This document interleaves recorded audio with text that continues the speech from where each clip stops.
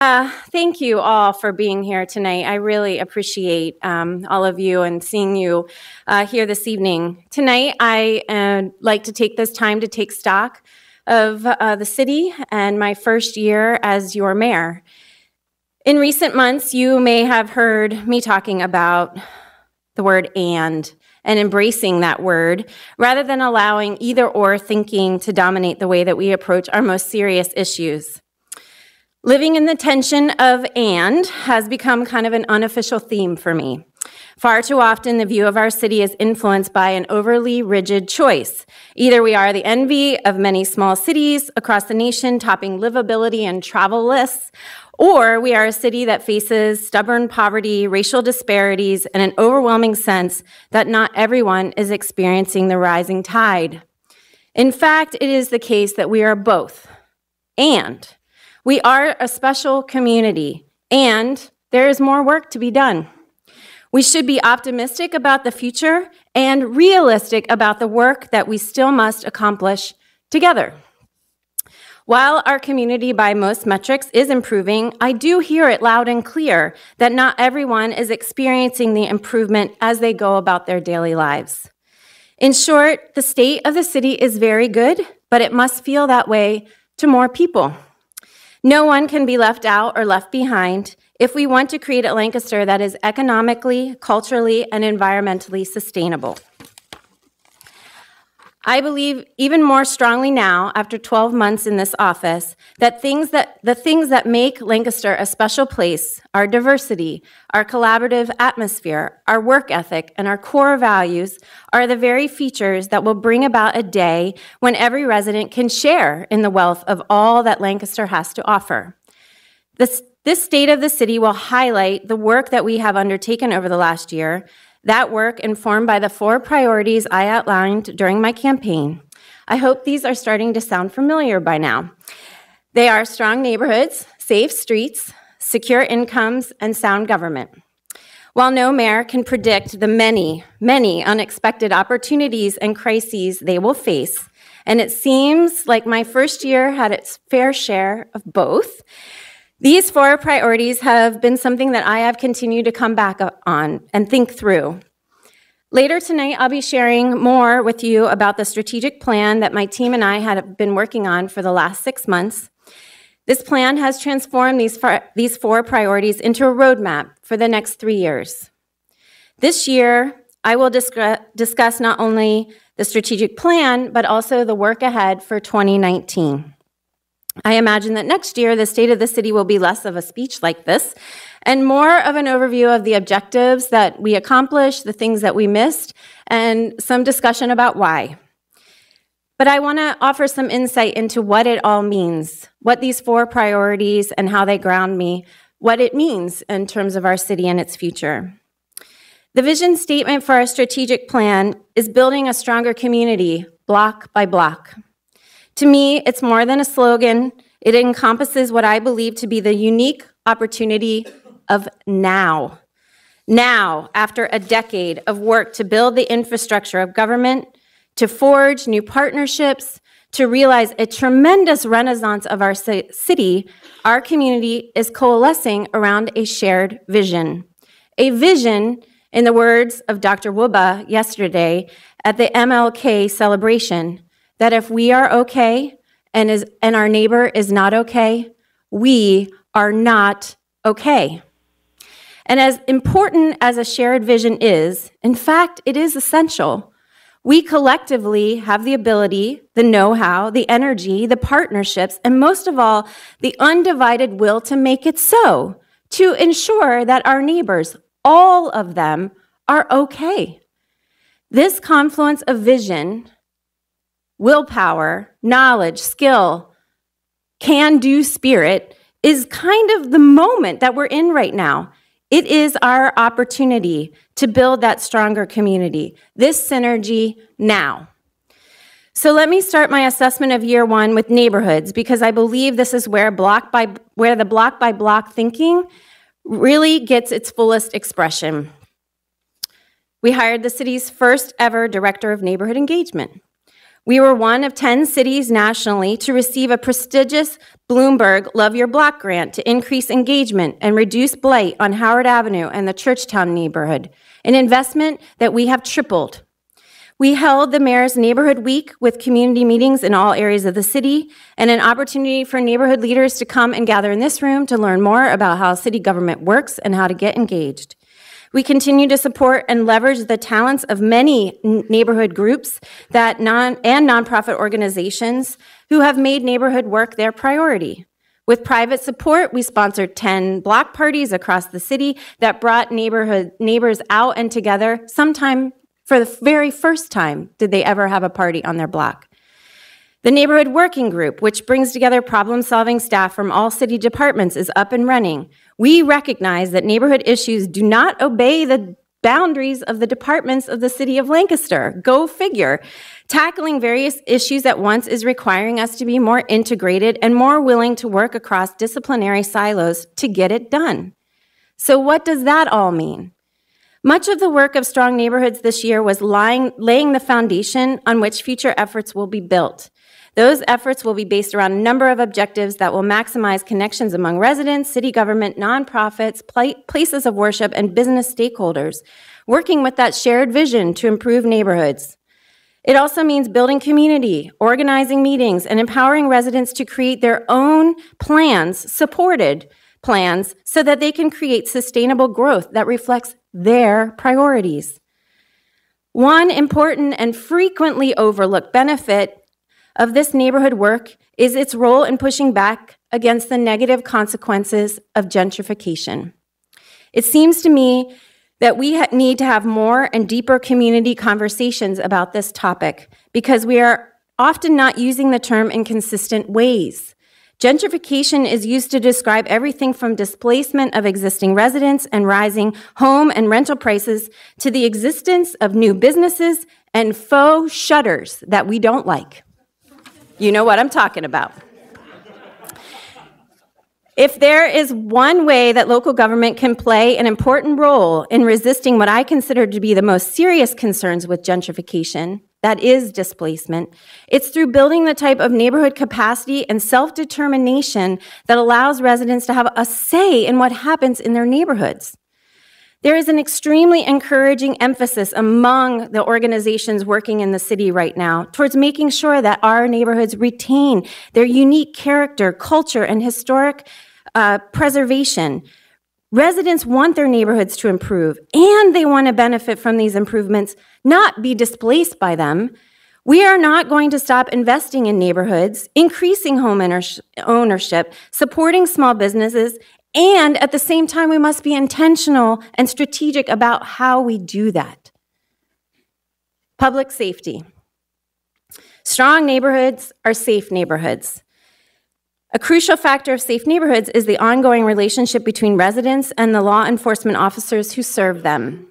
The fault lines of that relationship were on full display in our community after the tasing incident at the end of June. Restoring and expanding the trust between the community and police is a top priority of mine and our police leadership.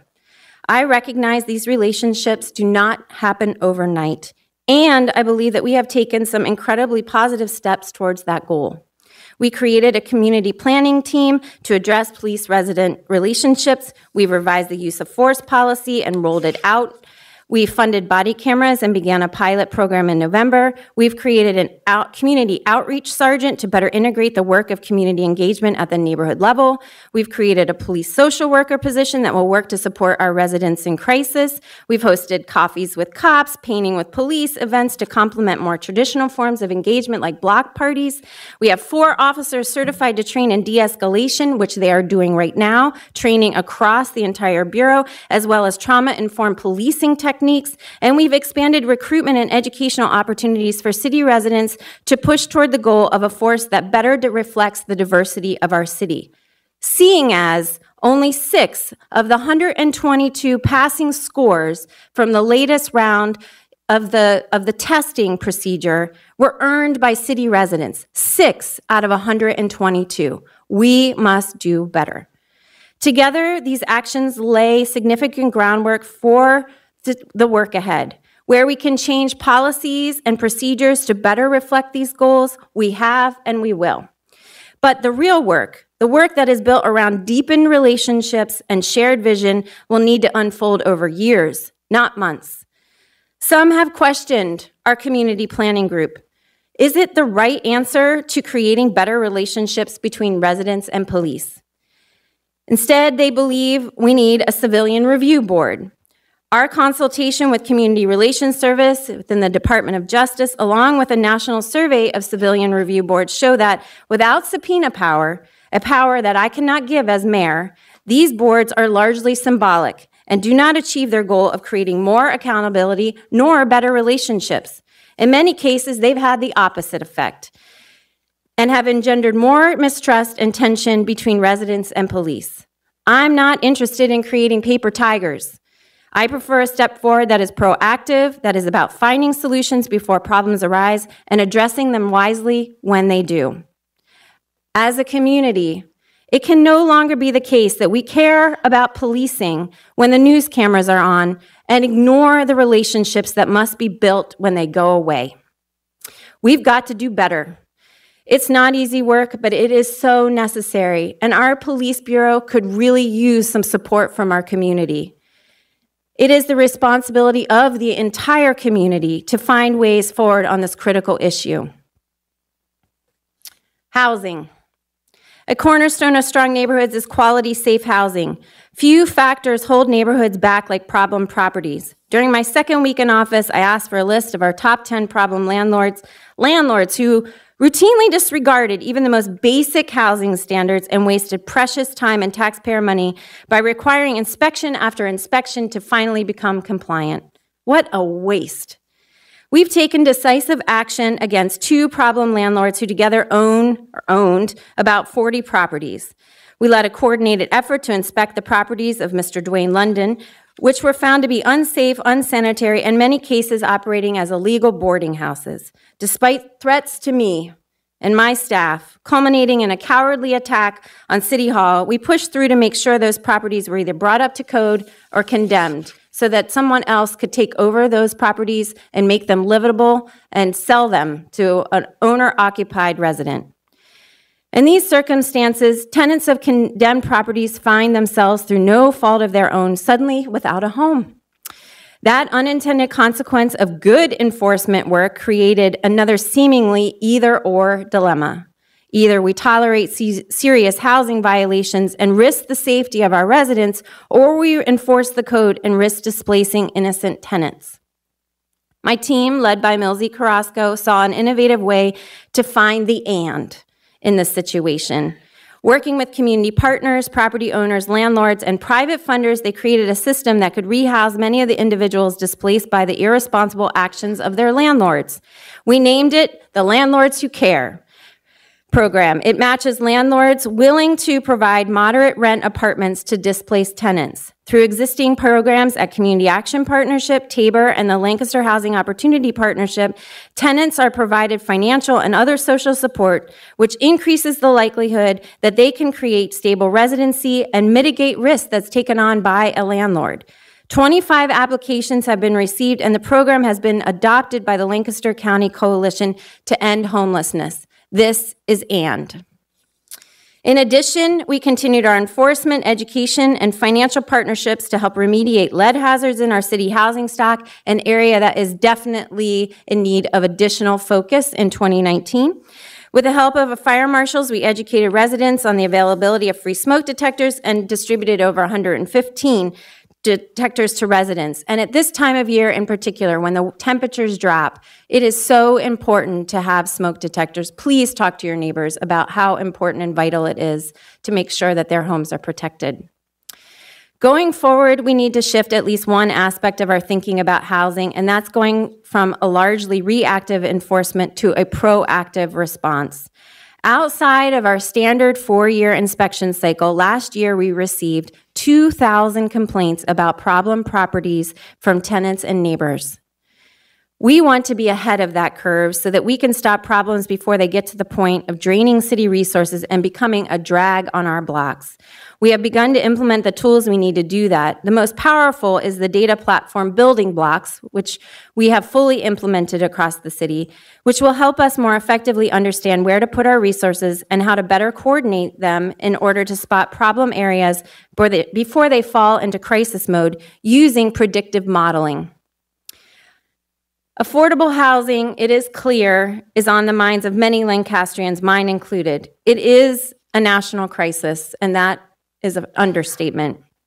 At the end of the day, the city on its own does not have the legal or financial ability to substantially increase the stock of affordable housing. There are many, many barriers to affordability, but few more stubborn than low wages, which I will touch on later. High unemployment in concentrated areas of our city, I will also touch on that later. Annually, the city invests all of its federal allocation of home dollars, a mere $400,000 when you put that against the need, to preserve existing affordable housing and partner with others to create more. Tax subsidies for affordable housing from both the federal and state government have largely dried up, and private companies aren't investing in affordable housing because they cannot find a way to build affordable housing units and recover their costs in a time frame that's reasonable for whatever that means to that investor. I say this not so much to sidestep the city's role in this work, but to highlight that this is a community problem that needs a full community solution. Private corporations, nonprofits, city government, and the convening, I am missing a page. Yes, when your printer runs out of paper. I'm going to step over and pull off my notes here.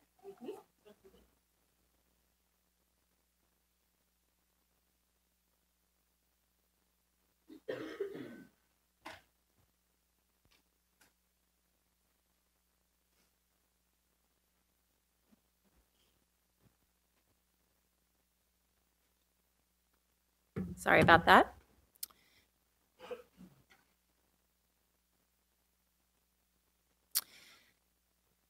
Solutions. So in order to move forward, private corporations, nonprofits, city government, and residents need to come together to find innovative solutions to funding affordable housing. This is going to take a team effort and a lot of different people at the table to put together the kind of resources that are necessary to really move the needle on affordable housing. The affordable housing conversation often coincides with resentment and frustration about new economic development projects that are coming online in our city. How, some ask, can a city that has multi-million-dollar construction projects and new companies moving in still struggle for housing for our residents? A full answer would fill the rest of this evening, but I believe the formulation of the question presumes another of those pernicious false choices. Either you are for economic development or you're for affordable housing. I hear concerns about 101 North Queen, for instance, the building that's right over here to my left. What I see is a project that is transforming an abandoned, blighted building that has sat there for a generation to a catalyst for a full-scale revitalization of a whole dormant city block. I see a business that has brought to Lancaster an employee-owned, socially responsible tech firm that holds recruiting and training city residents for high-paying programming jobs as one of its key strategic priorities. I see a revitalized 101 North Queen that will pay taxes on a much higher assessed value and bring life to Lancaster Square, a scar of urban renewal. Those taxes are very important to relieve some of the pressure on our lowest income residents in the city. And speaking of low income, let's talk about secure incomes, my third priority. I ran on a belief that secure income is the foundation of economic health and well-being of our city. Like affordable housing, there are not many things that the city can do alone to directly affect the wages our residents bring home. State law forbids us to create a minimum wage, although I think there's votes for it on council. And we can't implement rent control, another thing that we are forbidden to do. But what I can and have done is use the bully pulpit and the convening power of my office to create partnerships to help move the needle on wages. Admittedly, 2018 was not the year of implementing a grand plan. Instead, we spent the year convening key players and doing the needed work to understand the problems we face. The underlying issue can be summarized like this. Good-paying employers cannot fill hundreds, if not thousands, of vacant jobs throughout our county. The city faces an unemployment rate twice as high as the state and 3 times higher than the county overall. What obstacles keep those in need of jobs in the city to the employers who desperately need workers? The analysis of the problem has highlighted some of the usual suspects: transportation, childcare, education, training, and many others. The big plus is a mutual belief that our community actually has all of the key components to solve these recurring problems. The path forward is that there needs to be systems-level change in order to make sure that these individual components are effectively working together. To that end, a group of partners, Community Action Partnership, Chamber of Commerce, Workforce Development Board, Assets, and EDC, have applied for a $2.6 million grant from the J.P. Morgan Chase Advancing Cities program. This grant would allow us to make sure that city residents are connected to the social services, training, childcare, and transportation they need to acquire those well-paying, family-sustaining jobs, and for employers to continuously find a source of workers here in Lancaster. And that grant has us doing that work block by block. So these kinds of proactive, collaborative efforts must continue because, quite frankly, no one else is going to solve this problem for us. And last but not least, sound government. I'm proud of the many things we've accomplished throughout this year in terms of governmental operations. We filled crucial leadership positions in police, fire, and the Department of Neighborhood Engagement. Our stormwater management projects have been recognized regionally, nationally, and internationally for their creativity and effectiveness. We started a climate action steering committee, which will evaluate the ways the city operations can better align with the goals of the Paris Climate Accord. We received a LEED Gold Cities status. We have continued along the path of fiscal responsibility, painful as it may be, and given greater transparency to the budgeting process. We've expanded participation in boards, commissions, and authorities to the most diverse group of city residents in history, and I might add a postscript: if you are interested in being part of a board, commission, and authority, please call my office. There are a lot of openings in 2019. We've also begun the process of overhauling the city's website to make it user-friendly, intuitive, and accessible to non-English speakers. And I hope you've noticed we've expanded our social media efforts to reach residents in new ways. So now I'd like to turn our attention to the next 3 years, the city's strategic plan, and discuss the work ahead for 2019 in particular. And I'm going to hand this back because I'm not reading for this part. And while I'm doing that, I'll just make mention that you all should have received some index cards, and if you didn't, you can raise your hand and we'll pass them around. We're going to be collecting any questions that you have and have some time for Q&A at the end.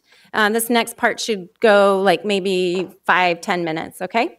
So, building a stronger Lancaster block by block. So let me just talk to you a little bit about the strategic plan and how it's different. The strategic plan will live on a website called lancasterblockbyblock.com. It is live as of now. You will be able to go on and read about each of these 4 priority areas and the specific goals associated with those priority areas. In addition, you also would have gotten, maybe when you came in, a block-by-block flyer, which also is a way to just remind you to point back to the website. This living document will continuously be updated. We'll be making sure that when we post updates to the strategic planning document, we'll be pushing them out. We also have these 4 individuals represented up here. The first one is Valerie. She is a multi-decade resident on Howard Avenue. The second, sorry, go back. The second is Pedro Martinez, AKA Pee-wee. He used to live on St. Joe's Street. Now he lives on Christian Street in a house that he just purchased, for his very first home purchase. Super thrilled. The third is Ken. He is someone for whom he needed to have a job that was going to pay him year-round, and he found that job at Two Dudes. And through his employment at Two Dudes, he was also able to purchase a home. And the last person is Ruth. Ruth Hawker is our stormwater manager extraordinaire. She has been recognized throughout the world relation to her work here in the city as in leading our green infrastructure investment. There are 4 videos that accompany each of these people, so I wanted to introduce them to you. You will be able to see them in the next few days as we roll those out on social media. Again, another way to underscore what the strategic priorities are for the city for people who, quite frankly, never want to read a strategic plan. Okay, moving on. So, for each of the 4 priorities, my team and I sat down and like, what is our vision for each of these 4 priorities? And this is our vision for strong neighborhoods. Lancaster's diverse and vibrant neighborhoods are welcoming places that foster connections among our residents. Residents are actively engaged in the day-to-day life of their neighborhoods to create and sustain strong community. That's the vision of what we believe a strong neighborhood looks like. And if you live in one, you know it. And if you don't, and you did before, you miss it. And if you've never experienced it, we want to make it happen where you live. Next slide. So in 2019, we're continuing with our neighborhood organizing.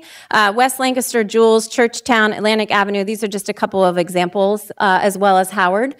We are going to launch the Neighborhood Leaders Academy, which is the first of its kind, working with Leadership Lancaster to really build the capacity of our local leaders to run neighborhood groups and develop plans and marshal resources in order to implement those plans.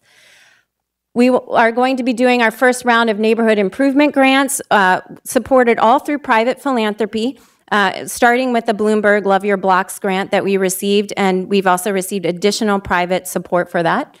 The community police engagement, you may have read in the paper, we are trying to identify a consultant to help us develop a strategic plan to have a document that we can coalesce around and work toward building a community police engagement, something that we've never seen in Lancaster before. I'm really excited about doing something different and it not being, it being a source of pride for our community and for our police.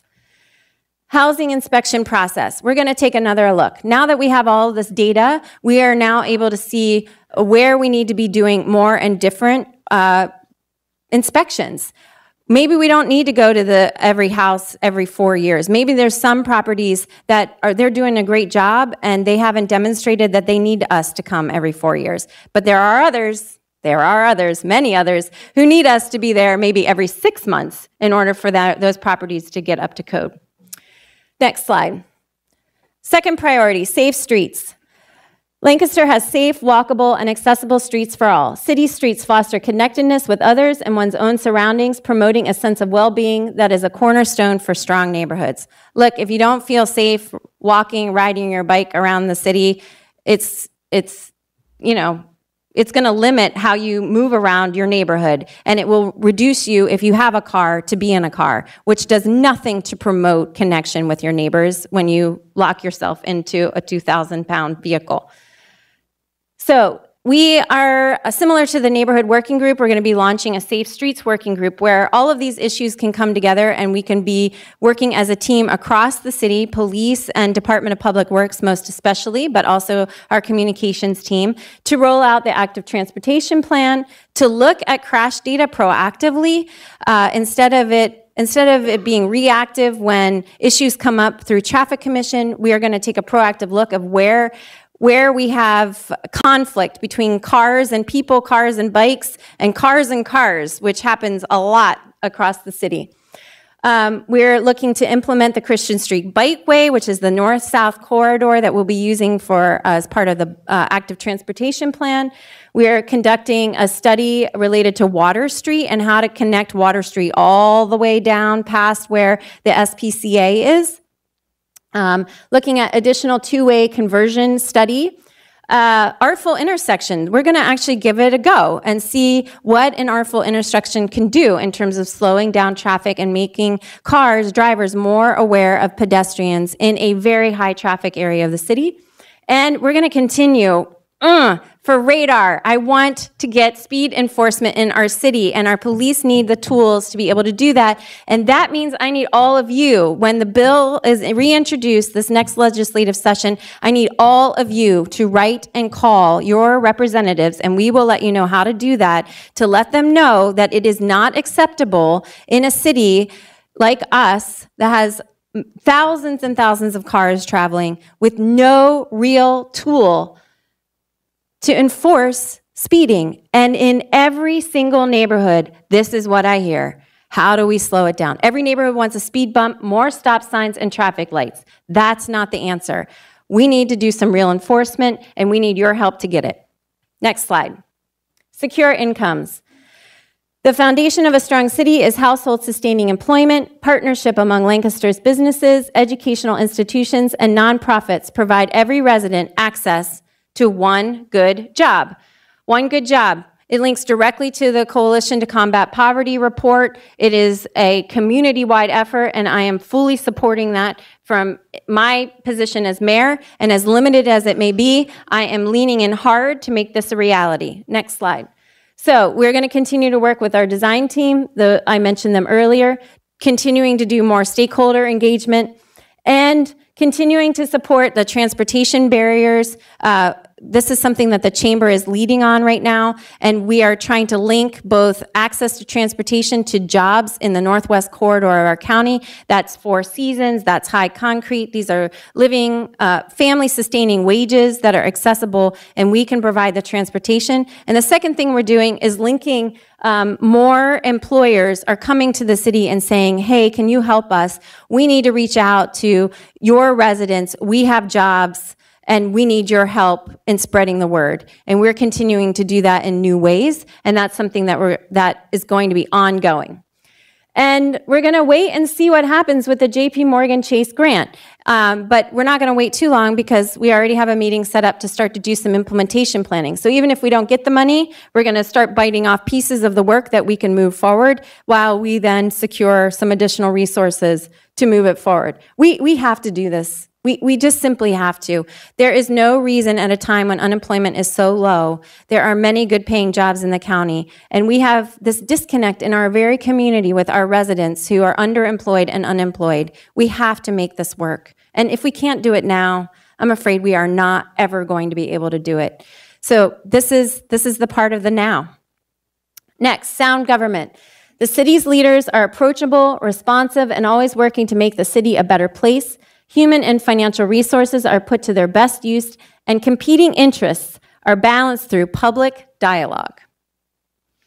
So we're going to continue with infrastructure investments. There is a significant bond that was passed last year that is making the way for a redundant water main that will provide water to the city as well as the additional customers outside of the city. We're hoping to get that underway in 2019. Key hires, a director of public works, a director of planning and economic development, and a chief of staff. So last year I started with 3 vacancies, and this year I am 2. Fire station capital planning. This is a conversation that we are beginning. We are in the process now of soliciting feedback from our fire bureau around a prototype for new fire stations on East and West King Street. We are going to complete our body camera rollout, and we are going to take a hard look at LRTA. LRTA is a tax abatement tool. It's like the only tax abatement tool that the city has, and it's been applied in a more generic way over the last 10 years. We are going to begin to look at some different options for how we can support affordable housing using LRTA. LRTA is a partnership in which we need the county, us, the city, and the school district of Lancaster to all agree to take a little bit less in taxes to promote the kind of development that we want. And so this will be a very significant piece of work in 2019, and I look forward to engaging all of you and City Council in moving that process forward. And finally, diversity, hiring, and training. So one of the things we talk about is that we need a city staff that more reflects the community in which we serve. We need to do some real work in terms of our hiring process, training our hiring managers around diversity, equity, and inclusion, making sure that we are reaching deep and not settling for a candidate pool that doesn't have represented women and people of color in that candidate pool. And we need to do a heck of a lot better job at doing training. There's no currently one onboarding of training that happens when you become a city staff member. So we're going to be working to make sure that that onboarding happens.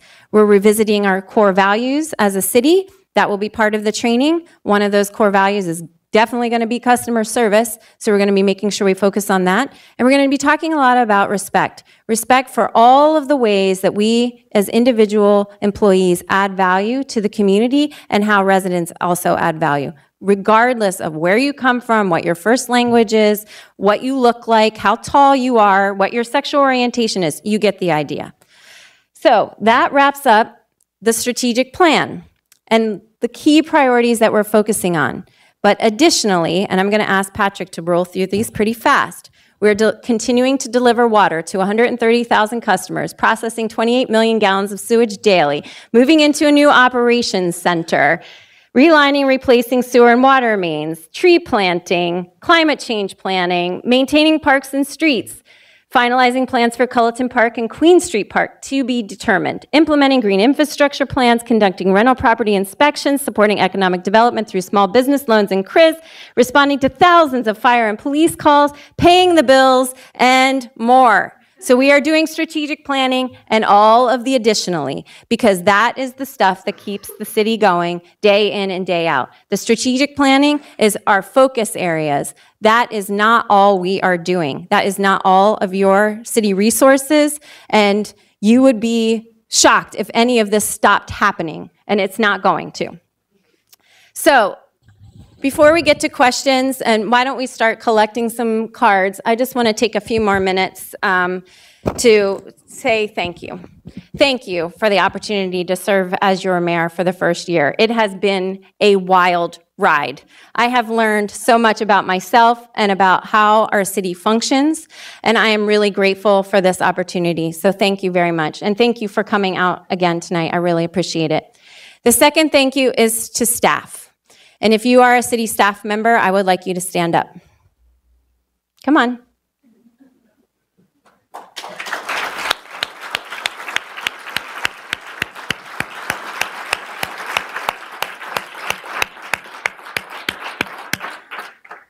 I would be nothing without the staff of the city of Lancaster, and it is really my honor and privilege to serve alongside the 550 plus individuals who have made the city of Lancaster not just their job, but it is an expression of who they are as public servants. And that is something that I truly appreciate day in and day out. Do we get it right all of the time? No. Is the intention to serve and to do the right thing there? I believe that it is. And when it's not, we will take direct action to address that issue.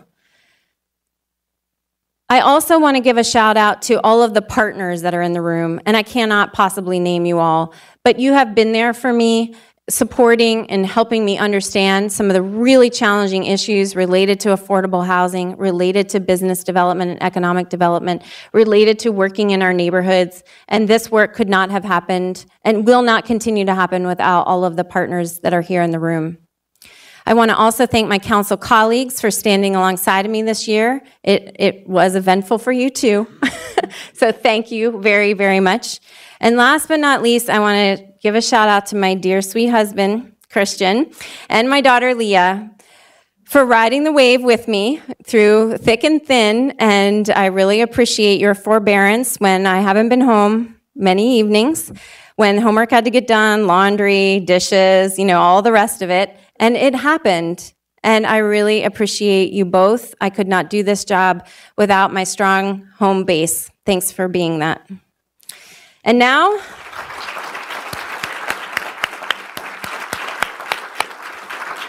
some questions. Okay. What can the city do to reduce big truck traffic through the city? I'm concerned about air pollution, noise, and vibration. Yes, I know. It's like... So we are doing more traffic details on big trucks, and Chief Berkeyheiser has been making a point to schedule those routinely so that we're making sure that the trucks that are traveling through the city are safe and not overweighted.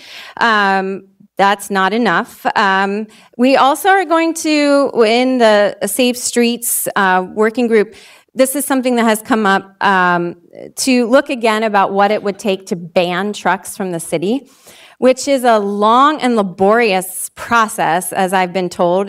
We have looked at it historically, and it hasn't happened because it's been so long and so laborious. So more to come on that, okay? Part of safer streets are walkable streets. What can the city do to help property owners with sidewalk repair and upkeep? So we did institute a new revolving loan fund to help low-income homeowners with sidewalk repairs. And if you want to know more about that, you can see me or Patrick or Cindy here at the end. Any initiative towards revitalizing South Queen, Southern Market, future parking garage, history.org commitment to the Stevens site.